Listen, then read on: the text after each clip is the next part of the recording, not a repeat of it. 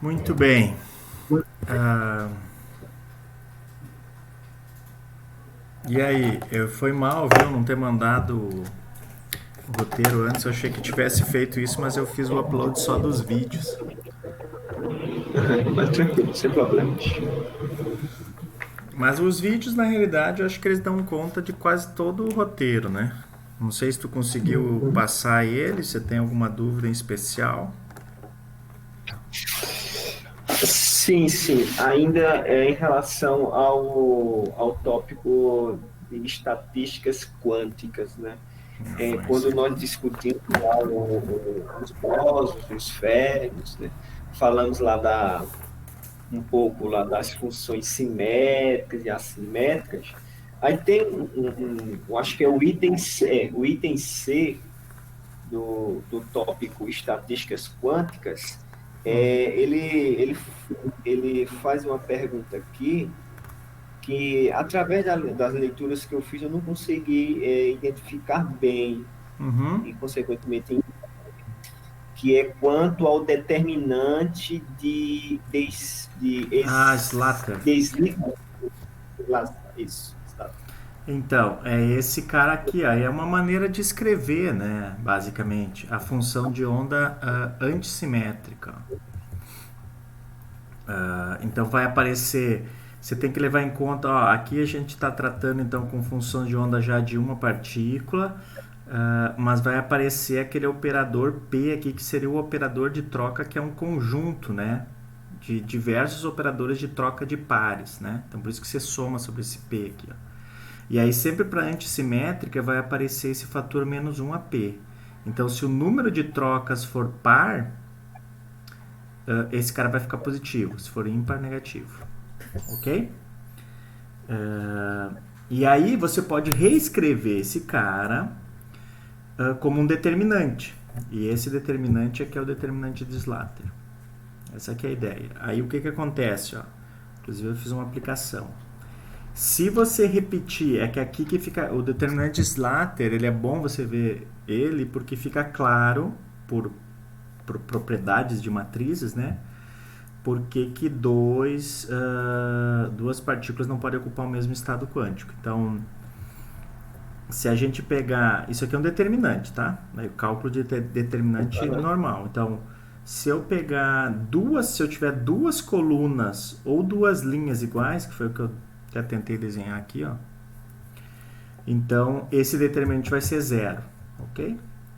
Portanto, a função de onda antissimétrica vai ser zero, ou seja, eu não tenho estado nenhum ali. Se eu tenho uma função de onda que é zero, eu não tenho estado, certo? Então, por isso que a gente daí decorre o princípio de exclusão de Pauli, que é que a gente está chamando de PEP, né? A sigla. Então, Uhum. que exatamente diz isso, ó, que se eu tiver duas partículas no mesmo estado quântico, vai implicar que esse determinante vai ser a mesma coisa que eu tiver duas colunas ou duas linhas iguais, e aí esse determinante vai ser zero. Então, para a gente pegar um exemplo clássico, ó, vamos usar, em geral se usa questão de spin, né? Então, mas aqui está dependendo de coordenada, então que seja, é coordenada generalizada, então no final a gente vai chamar essas coordenadas de spin, tá? Então a sua função de onda aqui de spin ela vai ser um produto, né? Seria o Q1 aqui e o Q2, né? Tipo spin up, spin down, correto? E aí eu vou ter as Uhum. coordenadas, porque eu tenho duas partículas. Vamos fazer um sistema de duas partículas, que Q1 e Q2, ok? Então eu vou ter aqui essas psi sempre vai depender desses números números quânticos, né? Que são esses K da partícula 1 até o K da partícula N. Aqui nesse caso particular são duas partículas, né? Então eu tenho K da partícula 1 e 2. Então, eu peguei essa psi genérica e aí eu já estou considerando aqui ó, que Q1 é igual a Q2, tá? Que é exatamente essa ideia de ter as partículas, duas partículas ocupando o mesmo estado. Então, tudo que eu vou ter aqui ó, é Q1 de Q1, né? Q1 de Q2, Q2 de Q1, Q2 de Q2, né? Agora, se o Q1 for igual ao Q2, ó, né? As coordenadas, eu vou ter tudo aqui igual. linhas iguais, né, e colunas iguais. Então esse determinante vai ser zero. Porque o determinante eu vou fazer esse cara menos esse, né? Então isso vai implicar, né, a ideia do princípio de exclusão de Pauli. Certo? É só uma técnica, basicamente. Porque daí você consegue ver dentro da... Veja que nas funções de ondas simétricas isso não ocorre, tá? Você não tem essa ideia de descrever por determinantes e tal. Mas se você consegue ver o determinante lateral aqui, aí fica claro por construção, propriedades de matrizes, né?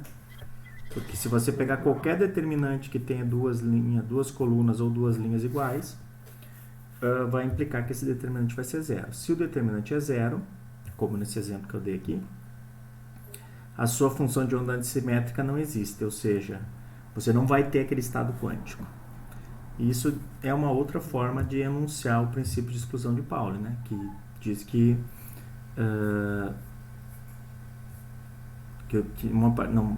um estado quântico não pode ser ocupado, né, por mais de uma partícula. Sim, uma outra questão. No caso, a implicação com a relação aos estados fermiônicos seria justamente o princípio de exclusão? Paulo? Como assim? Peraí, deixa eu... A implicação do determinante em que o senhor acabou de me falar. A implicação quanto aos fenômenos dos estados fermiônicos seria justamente esse princípio de exclusão de Pauli? Exatamente. Esse seria e você está preocupado com o roteiro? Deixa eu ver o que eu escrevi no roteiro. Que eu não estou vendo aqui. Deixa eu ver. Tá aqui, roteiro 3. Acho que é esse aqui. Deixa eu ver. Entender o que são bons e férreos, bem como suas relações com as funções simétricas e antissimétricas. O que é e o que ele implica em relação aos estados fermiônicos. Exatamente. Porque o determinante de Slater, exatamente. Ele implica, basicamente, está relacionado ao PEP, que só vale para férmions, né? O princípio de exclusão de Pauli. Que é aquela coisa que você vê lá até acho que no ensino médio, né? Quando você vai preenchendo, por exemplo, na tabela periódica, né? Aqueles 1S, não sei o que, você sempre tem que fazer um spin up e outro spin down, né? E por aí vai. Então essa ideia, isso vale para férmions, né? E é exatamente o que está colocado aqui. Então o determinante de Slater, se você tem duas colunas iguais, equivale a você ter, por exemplo, dois spin-ups lá, né? E essa é a ideia, por isso que aqui eu botei os keys exatamente para demonstrar isso. E aí, se a sua função de onda não existe, significa que seu estado não vai existir, né? Não vou ter função de onda antissimétrica. Então isso é algo que é proibido se eu quiser que aquele estado exista, né? Certo? Ok. Essa é a ideia, exatamente isso. Aí eu até falei a questão, ó, eu até fui um pouquinho além, ó. Eu botei essa coisa de forças de troca e tal, isso aí, em geral o cara vem em mecânica quântica, mas eu comentei um pouco com você aqui, ó. Deixa eu voltar lá. Não sei se você lembra isso. Isso aqui você vai achar mais em livros de mecânica quântica, tá? Talvez esse ponto nem seja tão importante, porque quando você fizer Moderna 2, você vai ver isso aqui. Por outro lado, algumas outras coisas que estão na ementa de Moderna 2, que é exatamente isso aqui, você não vê algumas coisas, né? Em geral, a gente acaba escolhendo. Mas aparece, tá? Esse conceito de força de troca, ele está intrinsecamente ligado às propriedades de simetria das suas funções de onda. Certo? Ok. O que mais que eu tenho aí? Número de ocupação, a gente já falou. Isso aí é seguindo adiante, né? Peraí, deixa eu ver. 3, 1, 2, 3, 4. Aí na última aula foi o que a gente discutiu. Aí você tenta caracterizar por número de ocupação, que é exatamente aquele capítulo 8, né? Do Salinas, se eu bem sei. Aí você vai descrever em termos da teoria dos ensembles. Aí aquelas duas opções, né? Pode ser o canônico, e aí você tem que lidar com esse vínculo, que pode deixar mais chatinhas as contas, ou o grande canônico, que já inclui essa possibilidade de troca de partículas, né? com um potencial químico definido, aí fica um pouco mais simples de lidar. Aí, bom, faz um monte de aproximações lá, vê que você vai acabar somando, vai ter um produtório separado das funções, né?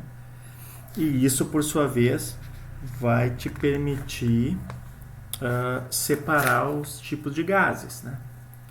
Que foi o outro vídeo que você assistiu. E em relação a esse, você tem alguma dúvida? Bem, só uma questão aqui. Quanto ao gás ideal de Fermi e de Bose-Einstein, um ponto que eu queria lhe perguntar quanto à conexão aí com a termodinâmica seria o grande canônico para ambos, né? Se você estiver lidando no grande potencial, no ensemble grande canônico, sim.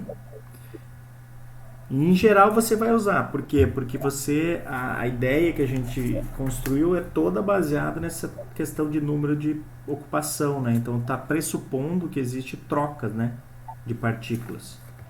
E aí o grande canônico é um ensemble ideal para tratar. Então tudo que a gente fez aqui foi tratando, mas nada impede, a gente viu aqui, né? Existe uma construção que eu pulei aqui de você tratar no canônico. Muda um pouco, ó. Você vê que aí esse vínculo aqui, ó, né? Você vai ter que dar um jeito de incluir esse vínculo. Aqui não, mas aí qual que é o preço que você paga? No fundo você vai ter a sua função de grande partição que já vai depender do potencial químico. E aqui não, ó. A do canônico depende do número de partículas, né? Deixa eu voltar lá para ver se eu tô vendo. Cadê? Aqui, né? Isso.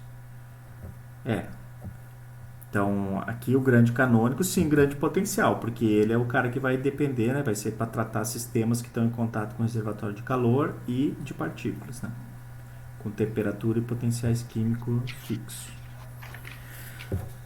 Mas é isso aí mesmo. Aí você vai fazer a conexão com o grande potencial. Então, a ideia toda, ó, é que, por exemplo, no BEC aqui, né, para você formar isso aqui, bom, já tem até prêmio Nobel, né? Já foi feito em laboratório, isso é bem comum, inclusive tem aplicações várias disso, né? Até para essa tentativa de descrever informação quântica ou computação quântica, né? Mas o que vai ter aqui, ó? Basicamente... Pronto, Oi, pode falar. Desculpa, só aproveitando já que o senhor vai falar sobre o Beck, tem uma pergunta que foi feita aqui no roteiro, que inclusive eu tive dificuldade de respondê-la, que é o seguinte: quais seriam as condições para a ocorrência desse fenômeno, né? Uhum. Então, já que o senhor vai comentar ele aí, depois o senhor me oriente quanto a esse As tópico. condições de ocorrência. Tá. Então, a condição é a questão da temperatura, né? Basicamente você vai chegar, ó, aqui a gente não foi muito além nas contas, as contas começam a ficar meio chatinhas, mas se você for ver lá no Salinas, você vai ver, por exemplo, que é possível, primeiro que quando você for determinar isso aqui, ó, isso aqui a gente está falando que os valores são médios, né, de número de ocupação, vão ser zeros, exceto no estado fundamental. Então, quando você for trabalhar isso aqui, ó, né, vai chegar em algumas inconsistências e aí o que você vai tentar fazer? Você vai separar o estado fundamental do resto. Então, como se fizesse uma soma sobre os seus estados quânticos. O estado fundamental é aquele estado de mais baixa energia, aí você vai subindo, né? Tipo, por exemplo, a energia do átomo de hidrogênio, né? O eletrinho lá no estado fundamental, ele está com a energia de menos 13,6 eletronvolts. Essa é a energia que você tem que, por exemplo, fornecer para uma partícula, se você quiser jogar ela contra esse elétron e arrancar ele fora. Mas aí os outros estados excitados vão ficando menores, até ela ficar positiva, né? Em geral, as energias de ligação são negativas para dizer que esse cara está preso num potencial, né? Mas então, você vai separar esses dois E aí você vai separar o estado fundamental do resto. E aí vai começar a aparecer um monte de terminhos, funções, né? Aparece o que a gente chama função de Bose-Einstein, que ela diverge em algum ponto e tal. Mas aqui, ó, o que vai contar quando você chegar ao final, você vai ter uma relação entre o número de partículas no estado fundamental em relação ao número total. Aqui você está bem no estado fundamental, analisando. E aí, em relação à temperatura do sistema com uma temperatura crítica. Então, quando a temperatura está abaixo de uma temperatura crítica, basicamente é o que está dizendo isso aqui, ó. Quando o seu sistema está abaixo de uma temperatura crítica, todos os estados todas as partículas acabam ocupando o estado de mais baixa energia, o estado fundamental. E essa é a formação do condensado, certo? Sim, professor, uma dúvida. Eu estava pesquisando, eu não sei se é exatamente nesse caso, falando do gráfico, é a formação de um bolsão. Um bolsão? Isso. Mas Que o era que como se fosse uma outra curva aqui abaixo. de um bolsão? Isso. Se eu não me engano, não sei se o termo é esse. Mas o que ele quer dizer por esse bolsão? Exatamente isso. Essa foi a dúvida. Agora, eu não sei se foi exatamente nesse caso. Porque eu de fato não sei dizer o que ele quer dizer com esse bolsão. Será que não seria um potencial atrativo que essa partícula está presa? Apesar de que não precisaria considerar isso, né? Uma boa pergunta. Onde é que você viu isso? Bolsão. Eu estava pesquisando o assunto, né? Aí tem um professor se eu não me engano, da Universidade Federal de Minas Gerais. Ele grava umas aulas, né, de física e estatística e de astronomia. Aí eu estava dando uma pesquisada e eu vi ele falando isso. De bolsão. Eu tenho que pesquisar. Eu nunca tinha ouvido falar desse termo aí. Bolsão. Mas qual que é a propriedade desse bolsão? Bem, justamente isso, foi a dúvida, né? Ele falou, mas eu fiquei meio perdido. Tá, mas o que ele Já quis dizer quando ele mencionou o bolsão? O que ele fala em relação às partículas do seu sistema, né? Porque ele está analisando um condensado, certo? Então, a princípio, você tem um sistema com um grande número de partículas. E aí você separa, em geral, por número de ocupação, né? Você vai ser um estado ocupado ou não, né?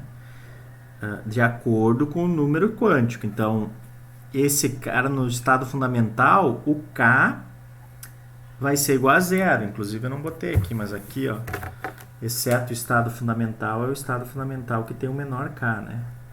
Pode ser 1, dependendo do seu sistema. Em geral é zero, né? Por exemplo, o oscilador é zero.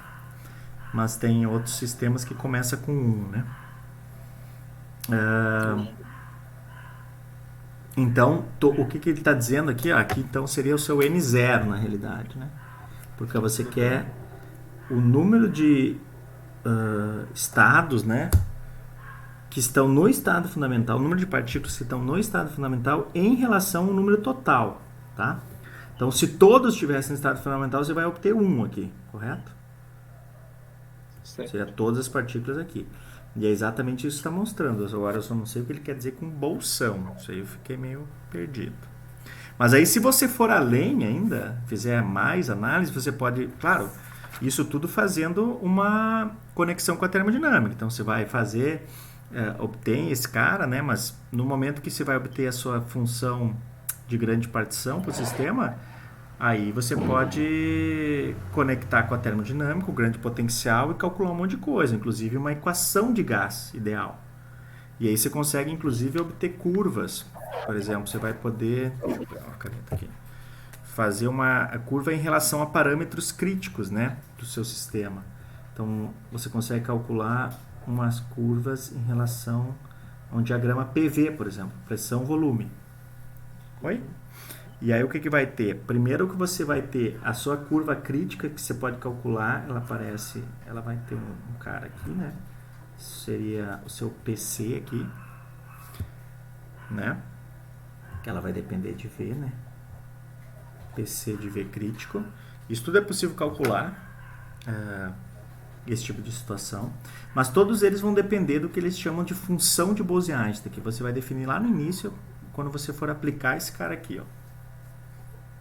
Vai aparecer uma função lá e é a partir dessa função é que você vai trabalhar, né? Em geral denota por G, né? O Salinas... Deixa eu ver isso. Qual o capítulo do Salinas que é esse?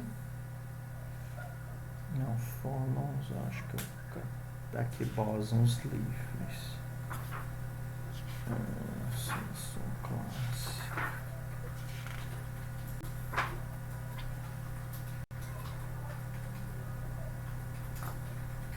O Salinas chama G também. Tá vendo aquele G5,5, G3,5, G1,5 que aparece? Sim. Tudo isso, ó, ele determina inclusive o calor específico, o volume constante, aqui a pressão e tal. Assim, essas contas é bacana, né? Dá uma lida e tal, ver se quer brincar com ela. Ó, ele faz esse gráfico aqui, a figura 10.2 é exatamente esse gráfico aqui, ó. Ele faz ele. Mas aí se você fizer, por exemplo, PV, o que você vai obter? Você vai obter algumas isotermas aqui, ó. Deixa eu ver se eu consigo desenhar aqui. Então, e aqui que vem uns problemas das aproximações usadas. Eu não sei se eu questionei isso aí para vocês. Ó, aqui você vai ter isotermas, tá? Para temperaturas aqui, digamos T3, T2, T1, certo? Onde uma é maior que a outra, né? T1 menor que T2, menor que T3, né? Tá crescendo. Isso aqui são isotérmicos, temperatura constante. O que você vai ver? Quando esse cara aqui interceptar essa pressão crítica aqui, ó, pro seu gás de Bose-Einstein, você vai ter esse negócio flat aqui, significando que todos está num sistema condensado, né? Ou seja, aqui no condensado, o que a gente está vendo? Que a pressão independe do volume, né? Tá vendo? Que pressão, o que é algo não muito natural. Isso aí está relacionado também. Isso aqui lembra, né, o que a gente obtém com transições líquido-gás, tipo uma transição de fase. Então, no fundo, o que a gente está vendo aqui é como se fosse uma região de coexistência, onde eu tenho um condensado de partículas num estado fundamental, mais umas partículas numa fase normal gasosa aí desse seu sistema de gás de Bose, né? Só que aí tem um problema, né? Essa parte do P não depender do V, né? É meio que uma inconsistência, certo? Então isso, de certa forma, está aparecendo por conta das aproximações que a gente fez, né? Os comportamentos que a gente não esperava, né? Pela ideia de isotermas planas, né? Isotermas planas é algo que não ocorre na natureza. Mas isso vem do fato de a gente acabou... seria um gás ideal que a gente está tratando, ou seja, a gente ignorou completamente as interações entre essas partículas. Se você adicionar interações, mas aí o tratamento fica bem mais complexo. Aí, em teoria, você não deveria ter esse tipo de inconsistência, né? Certo? Ok. Que mais que a gente falou de gás, entendeu? Os parâmetros. Os parâmetros críticos são justamente esses, né? É a temperatura crítica que você pode obter pressão crítica, velocidade crítica, ou volume crítico aqui, né? E por aí vai. Que eu acho que foi essa sua dúvida, né? Condições para ocorrência. Isso. Você vai ter que estar em condições, satisfazer essas condições aí.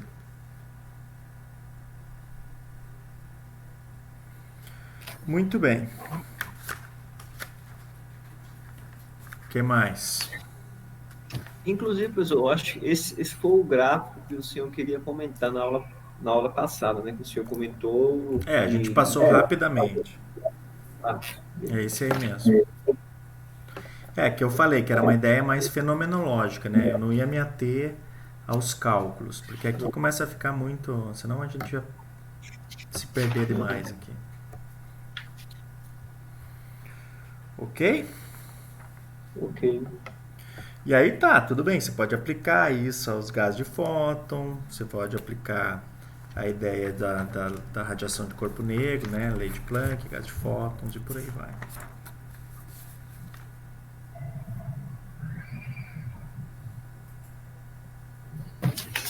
Certo?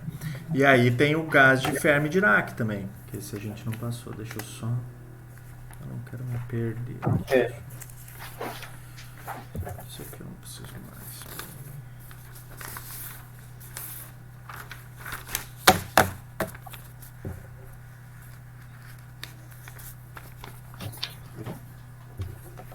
Isso, então aí nós teríamos. Tem o gás de Fermi-Dirac. Deixa eu ver se tu tá vendo isso aqui. Tá aqui. sim, sim, sim. Ó, então aqui é o seguinte, ó. É a mesma ideia. Então, o que a gente falou, a gente já falou isso aqui na última aula, né? Você vai pegar aquela sua função de grande partição padrão que a gente obteve lá, e o que vai mudar vai ser o somatório aqui, porque como são férmions, o princípio de exclusão de Pauli impede que eu tenha um somatório indiscriminado. Então, eu só vou ter 0 e 1, né? Porque eu estou tratando de sistema de dois estados aqui, né? No caso, a gente está falando de elétrons. Que é o que a Isso. natureza oferece para nós para tratar na maioria dos casos. Porque os férmions com maior spin, elas vão aparecer na natureza em condições mais extremas, né? Por exemplo, em colisões de partículas ou colisões cósmicas, né? Ou mesmo talvez lá no Big Bang. Mas assim, na natureza, por exemplo, matéria condensada, você vai ter sistemas eletrônicos, né? Então, é um sistema de dois estados. Então, vou ter só 0 e 1. Ok? Ok. E aí você consegue abrir essa soma e obter aquela distribuição que a gente já tinha visto lá. Ó. Então, o que a gente vai ter aqui? Ó? A gente vai ter um sistema que vai ser aproximadamente 1 quando essa energia do nível K aqui for menor do que o potencial químico, né? E 0 se for maior.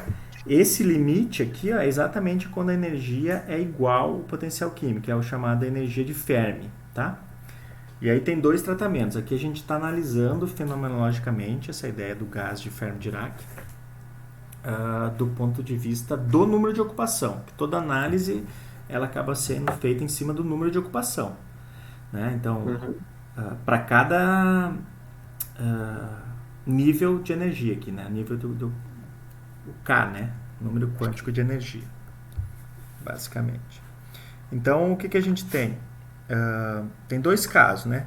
Você pode fazer as contas, então alguma coisa que a gente tem que cuidar, porque o gás de Fermi-Dirac está tratando de elétrons, essa situação não é exatamente isso aqui, ó, mas tem que ter um fator aqui que é justamente o que eles chamam de fator de degenerescência de elétrons, que é um Gzinho que a gente coloca aqui. E para elétrons esse G aqui é igual a 2, tá? Para elétrons esse cara é igual a 2, né? Basicamente, G vai estar relacionado com spin, tá? Então, G é isso aqui, ó.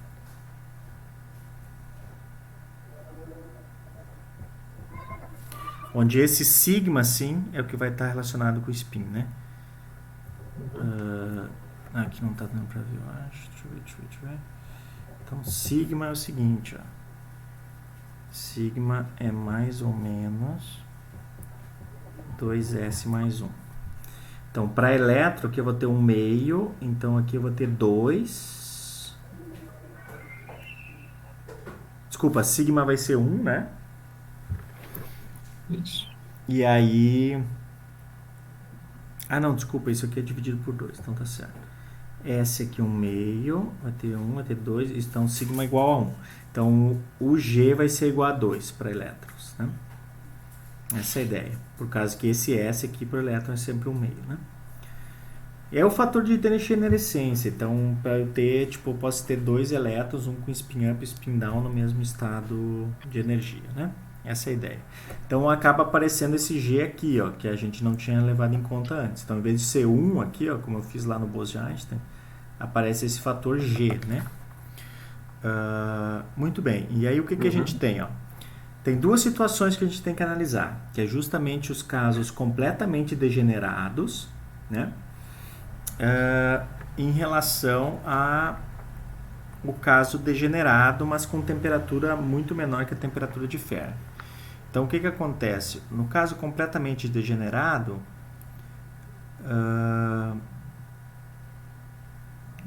o sistema vai ter, ó, vou ter aqui o número de ocupação em função das energias, certo? Então, o que eu vou ter?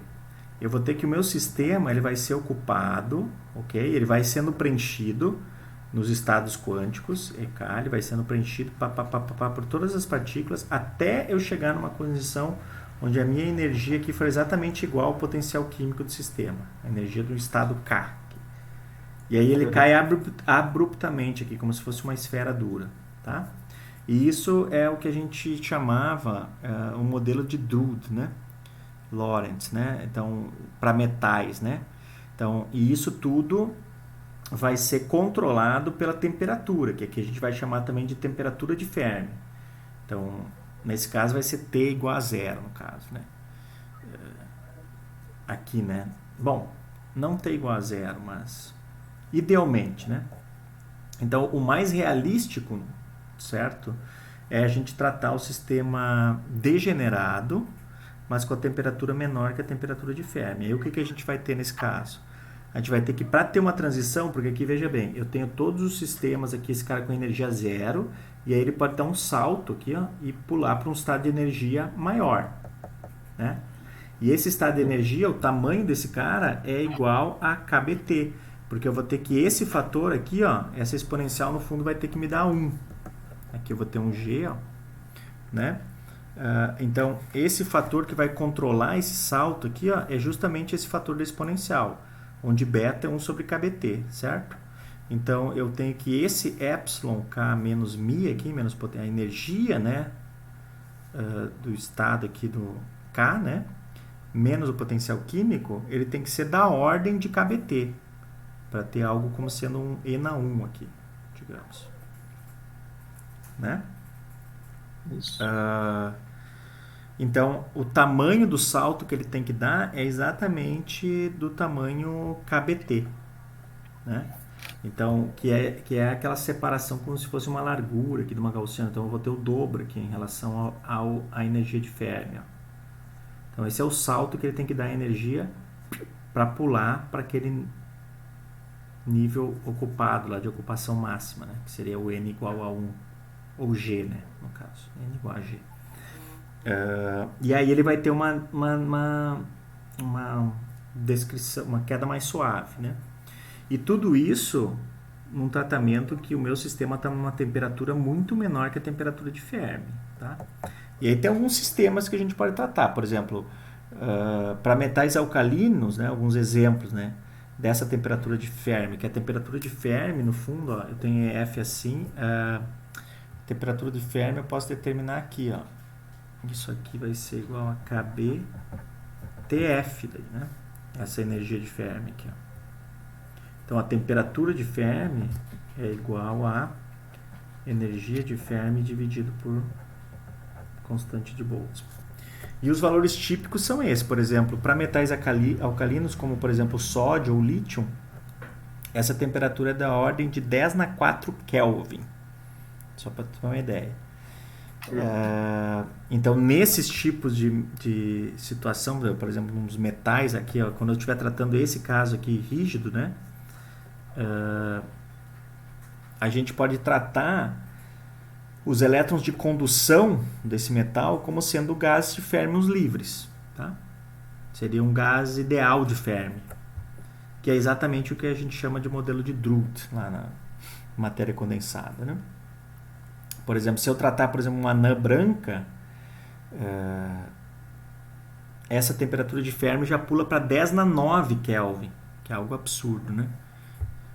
E aí eu posso ir além ainda. Se eu tiver, por exemplo, no interior da matéria nuclear fermiônica, por exemplo, no interior do próton ou do nêutron, se eu estiver tratando uma estrela de nêutrons, essa temperatura de Fermi vai a 10 na 11, mais 2 ordens de grandeza, né? 10 na 11 Kelvin, que é mais absurdo ainda.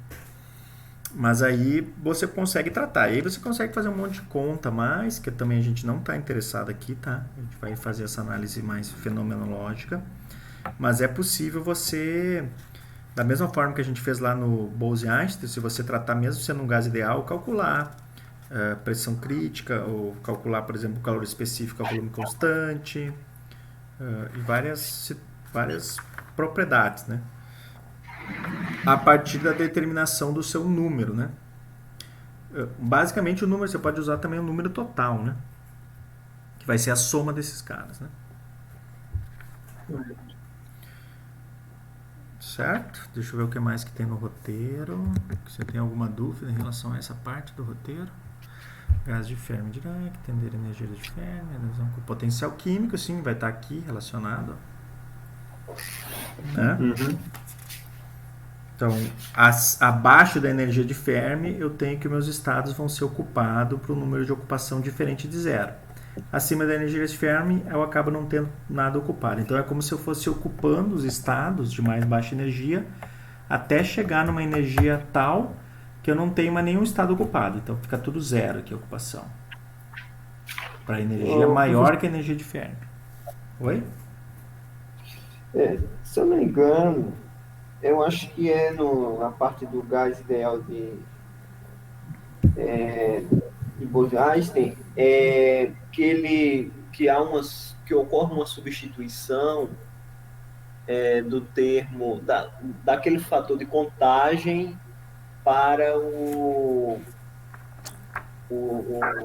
Deus, acho que se não me engano, Fator de contagem correta?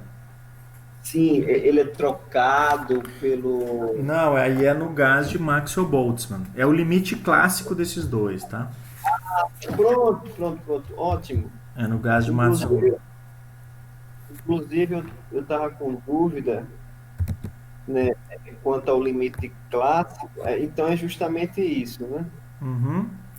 É que o gás de Maxwell-Boltzmann é aquilo que a gente discutiu na outra aula.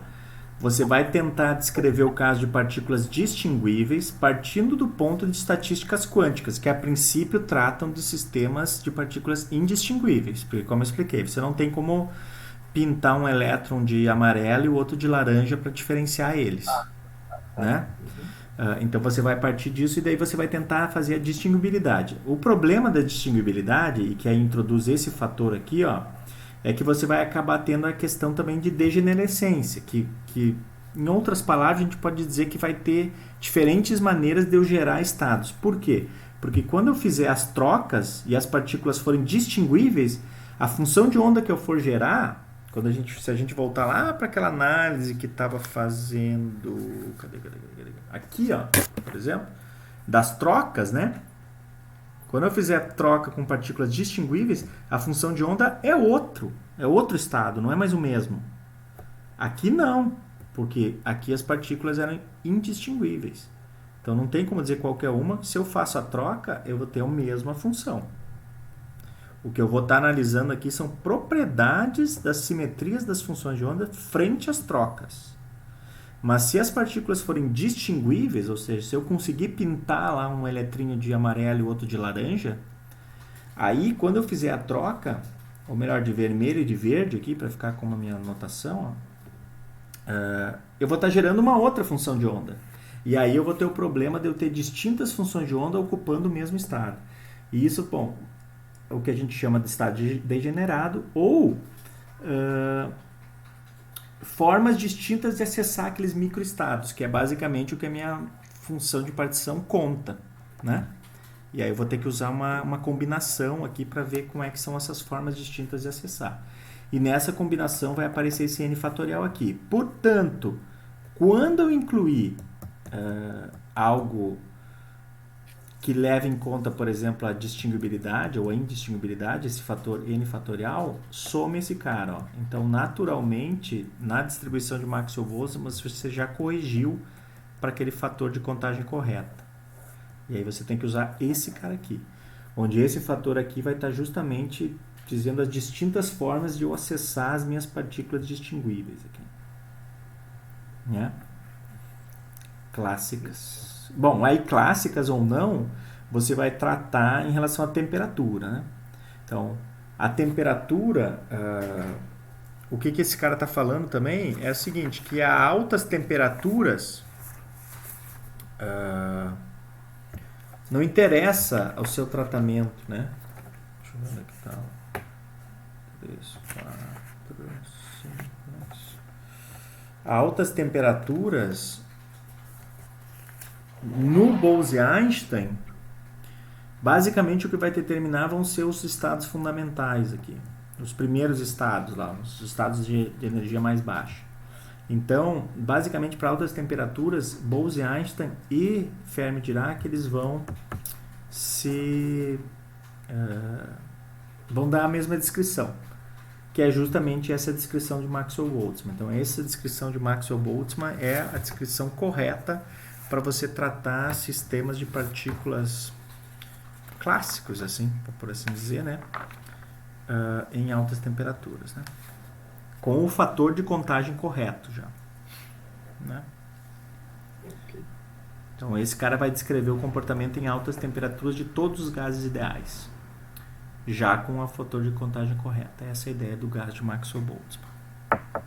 E aí, para fazer o limite clássico, bom, aí é aquela coisa que eu te falei. Você vai ter que, a princípio, aplicar, né? Deixa eu ver, é o que estava aqui, ó. O seu sistema em algum lugar. Então, você diz que você é uma partícula livre, né? Então, você tem um hamiltoniano que só tem energia cinética. Aí você vai ter que pegar soluções, resolver o sistema quântico, né? E aí você diz que a partícula é livre, mas você limita ela, né? Não é bem livre assim. Aí você joga isso dentro da sua função de partição e você consegue mostrar relações para o número de ocupação em relação até... Eu acho que eu não coloquei aqui para você, né? Deixa eu ver... só pedir qual é o limite clássico. E o limite clássico, basicamente, você vai mostrar que ele vai ser igual ao que a gente já obteve lá no canônico, por exemplo. Né? Certo? A função de partição, por exemplo. Só vai aparecer um termo aqui que é em relação à fugacidade, que eu acho que lá a gente não tinha, porque aqui a gente está tratando a situação do ponto de vista do grande canônico, né? Essa relação vai estar aparecendo sempre. Mas aí, esse cara aqui é a fugacidade, né? Você vai inclusive relacionar ela, vai aparecer o comprimento de onda térmico, que você pode identificar ele aqui, ó. Talvez não seja exatamente ele aqui, mas eu acho até que é. E aí vai aparecer um V, e aí você vai inverter. Quando você fizer esse cara aqui, então vai ter um N sobre V, então Z vai ser N sobre V, e um lambda térmico aqui. E aí você pode reescrever isso, inclusive, como sendo algum lugar como representando a distância interatômica típica, que é exatamente aquela relação que a gente estava usando lá, quando a gente pode descrever, lembra do comprimento de onda térmico? Quando a gente pode descrever um gás do ponto de vista clássico e quando eu tenho que incluir correções quânticas, né? Tem relação ao no seu sistema, né? Quanto vale esse comprimento de onda típico, que é proporcional à temperatura, né? Que é a função da temperatura, está dentro do beta aqui. Certo? Essa é a ideia. Aí, bom, aplicações, por exemplo, do Gard-Fermi, para ir além, acho que ele pede aqui, ó, buscar aplicações, né? Então, uma aplicação é justamente a questão 1 da lista. A questão 1 da lista, que é o paramagnetismo, né? Porque você tem várias situações que você pode aplicar. O gás de Fermi-Dirac, né? Você pode aplicar em estrelas e tal, né? Mas, por exemplo, sistemas magnéticos, né? Quando você tem sistemas de spin que se alinham em relação a um campo magnético externo. Isso é o que a gente chama paramagnetismo. Ou, por exemplo, o movimento em órbitas quantizadas perpendiculares a um campo magnético aplicado, né? Então, que vai originar um acoplamento entre os momentos angulares orbitais e esse campo. Isso é o que a gente chama de diamagnetismo, né? Diamagnetismo de Landau, por exemplo. Mas o segundo caso, que é o do spin, que é o paramagnetismo, é exatamente o que está na questão 1 da lista. E ali tem um tratamento duplo. Ó. Se você for ver, tem a letra A, que seria o tratamento clássico, que foi uma ideia que foi introduzida pelo Langevin. Ele faz um tratamento clássico, então vão aparecer funções de Langevin no seu tratamento, né? E o tratamento quântico, né, que teve vários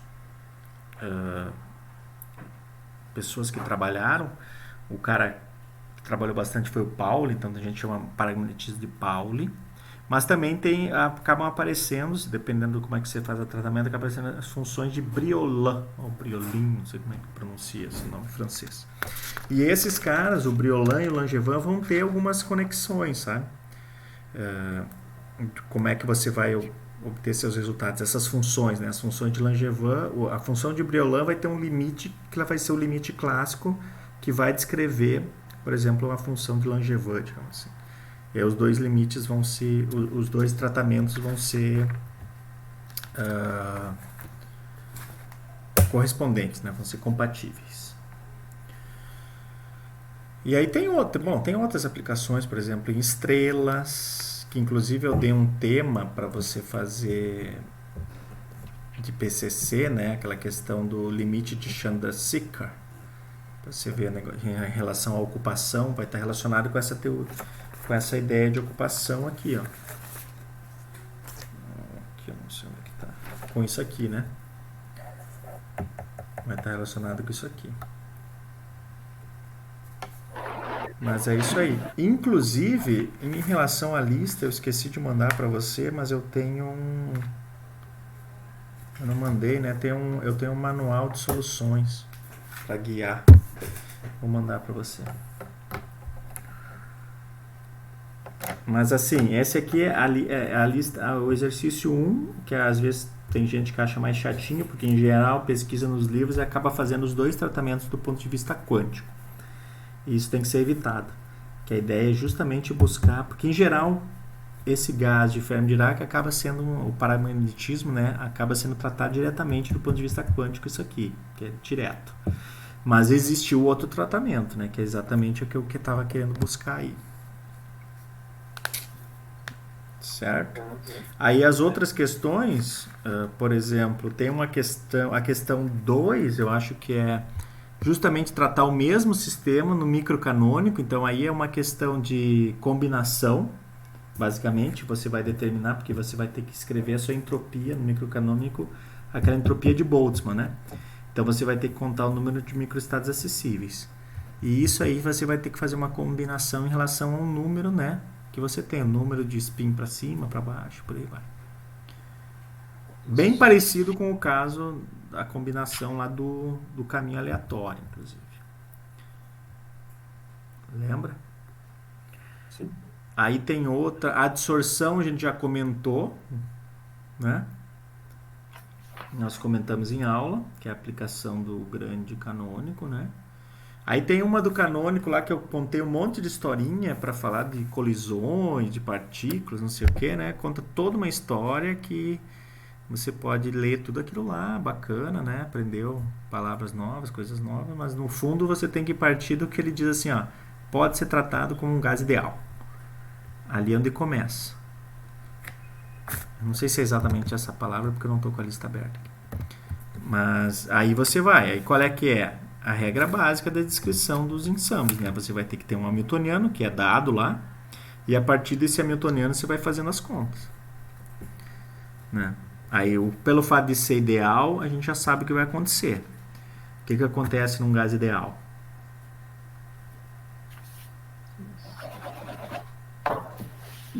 Como é que eu posso também chamar um gás ideal? Um gás nobre. Um gás nobre é chamado de gás rarefeito, às vezes, né? Ou seja, é um gás que as partículas não conversam muito entre si. Então, a palavra ideal, em geral, vai estar relacionada com partículas não interagentes. Tá? E aí, quando a gente fez lá no canônico isso, a gente viu que acontecia uma série de simplificações na sua função de partição canônica. Porque você poderia escrever a função de partição para n partículas em função tratando somente uma partícula. Lembra disso? Justamente pelo fato delas não conversarem entre si. Então, a partir daí, nesse problema, tudo que você tem que fazer é resolver uma integral. Aí eu, nesse roteiro aí, eu dou mais ou menos umas dicas de como é que você resolve e tal. E por fim tem um exercício que é essa aula aqui, né? As duas últimas aulas, que é para mim aqui dar uma revisada nessa ideia de estatísticas quânticas, né? Eu acho que é só isso. Deixa eu ver. 1, 2, 3, 4. São 5 questões. É exatamente isso. Beleza? Mais dúvidas? Não. Tá. Você viu que eu coloquei já lá o modelinho do artigo, né? Para fazer o trabalho. Tá. Então tá bom. Quanto à avaliação, amanhã, né, o horário o senhor vai manter? Não sei, talvez eu vou, de repente posso ir no sábado, deixa o final de semana. O que você acha? Ou você prefere amanhã? É só você que tem que me responder mesmo. Assim, eu digo quanto ao prazo, né? Mas eu posso lançar, em vez de lançar amanhã, lançar no sábado para você devolver no domingo, a não ser que você prefira descansar no final de semana. Aí eu já lanço amanhã. Pode ser amanhã mesmo. Amanhã até o sábado. Tá, beleza. Aí quanto ao exame final, o senhor tinha comentado de ver um dia, né? A gente tem que marcar. Eu não sei, deixa eu ver o que eu marquei lá no